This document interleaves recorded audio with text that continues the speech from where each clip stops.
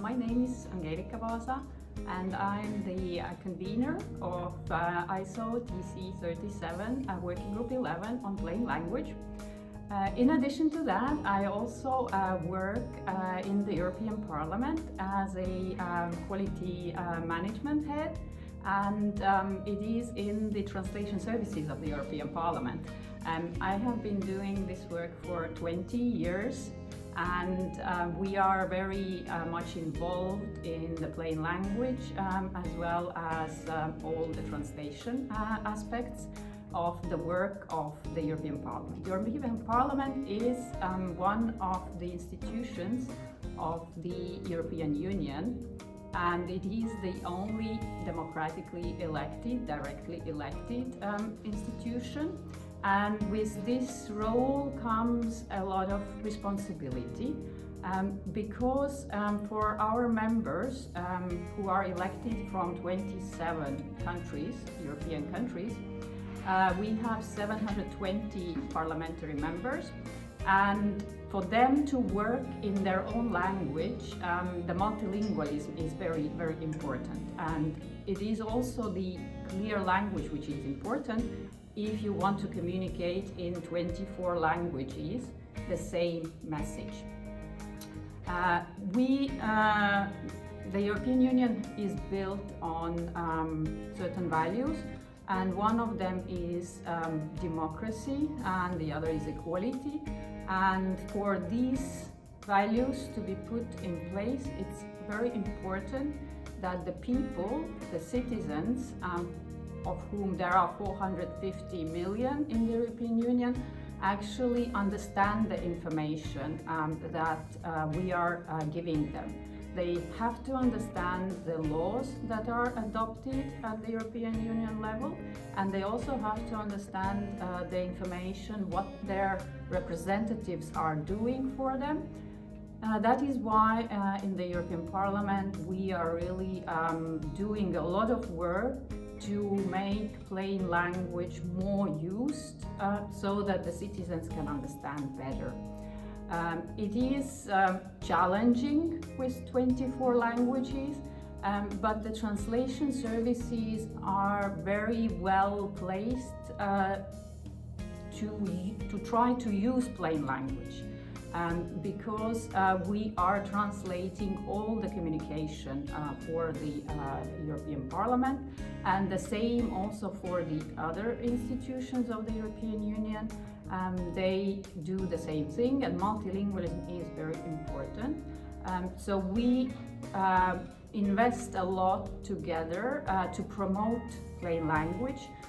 We organize events, we organize plain language conferences. We also have very dedicated teams internally who specialize in plain language. Actually, in the Parliament, we call it differently. We call it citizens' language because it is for us linked to the work of the Parliament and the citizens. However, there is also the reality. One thing are the information documents and materials, and the other thing is the laws. And for the laws, of course, things are not as easy because we have 27 countries who have to agree on the text. And very often the compromise is not always clear or pretty text, and it's also because people who are drafting in a language which is not their own language. It's usually in English, so the English is not always very elegant.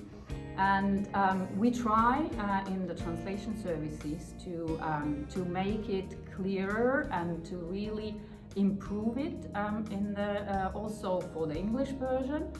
But there's always a little bit the political aspect involved if it is a compromise and it's not possible really to change things.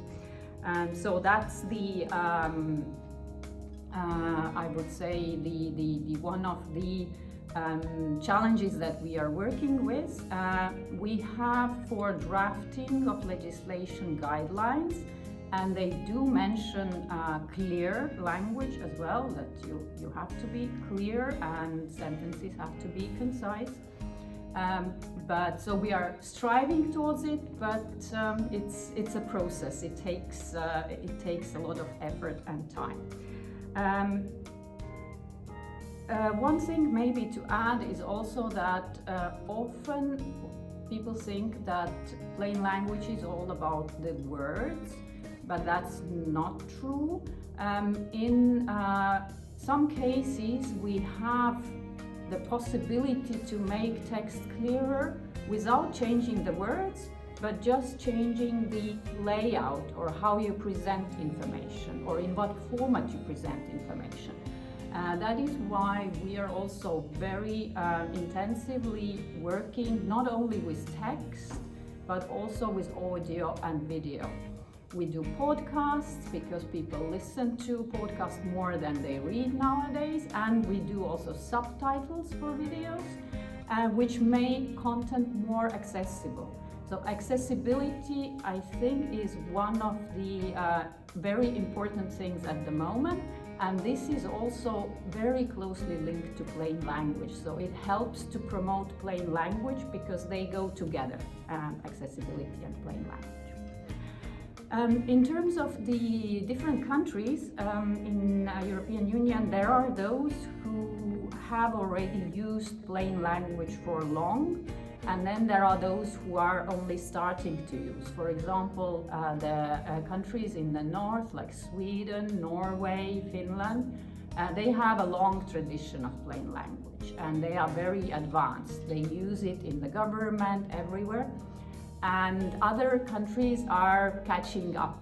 So we see it from our translators that for some of them they have very strong plain language community in their country.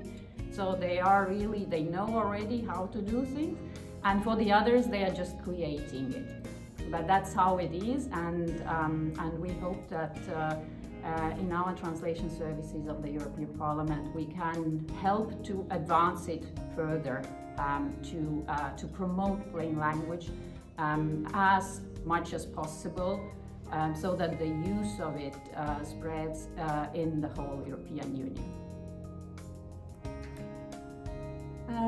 The Working Group 11 was set up in 2019 in the Technical Committee 37 on language and terminology. And by now we've been working together for already 6 years. We've had quite a big growth in the terms of the number of members. The interest in ISO Technical Committee for Plain Language has been very big. We have now 160 members, experts who serve on this working group, which is really a very, very big number for a working group, which is very nice. The first chair of the working group, or convener, as the ISO language says, he was Christopher Bamford, and I took over from him at the end of 2023. So I've been the chair now for 1.5 years.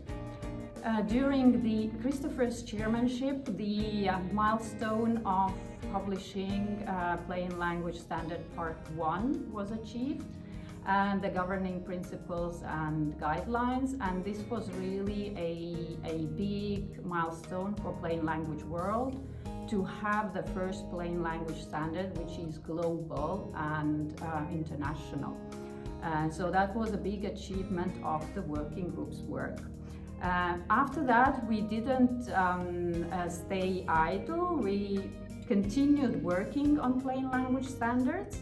And the next one, which is coming out very soon, is the Part 2 Plain Language Standard, which is about legal communication. This standard has been now, it has come to the final stage, so it will be published in the next month.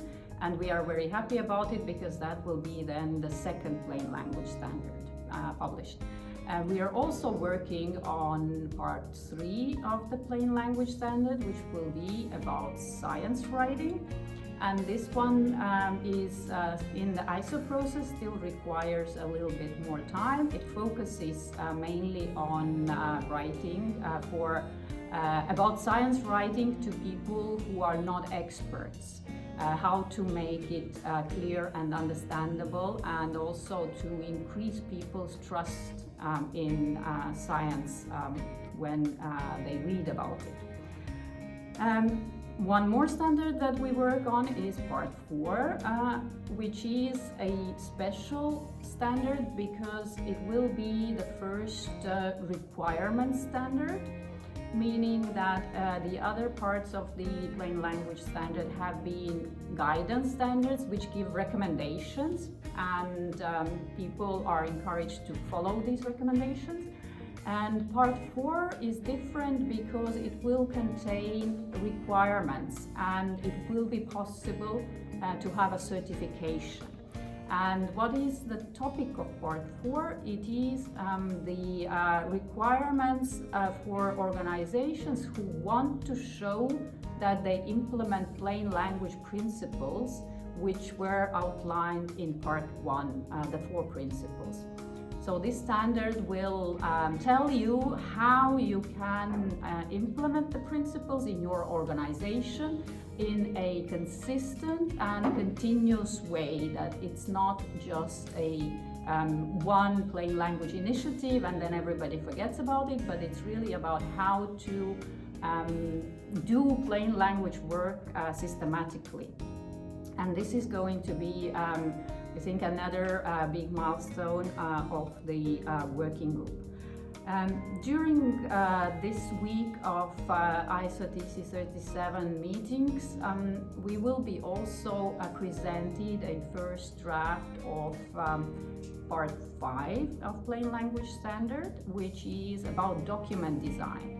And so this part is going to be really about the visual part, about the how to lay your document out in a plain language compliant way. And we're very much looking forward to this presentation this week, so that we can start hopefully working on it as soon as the national standards bodies have approved that we should develop this standard. At the same time, we also try to spread the word in the working group 11 beyond our working group about the importance of plain language. Across the other working groups and committees, and for the ISO, the feedback on their drafting guidance, we are working on that as well, because ISO has now in their house style also a section about plain English. So the ISO as an organization is also much more going towards accessibility and usability of the standards.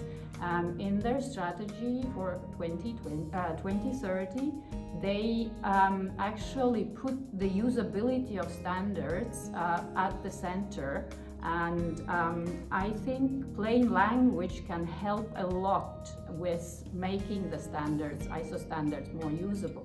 So this is a second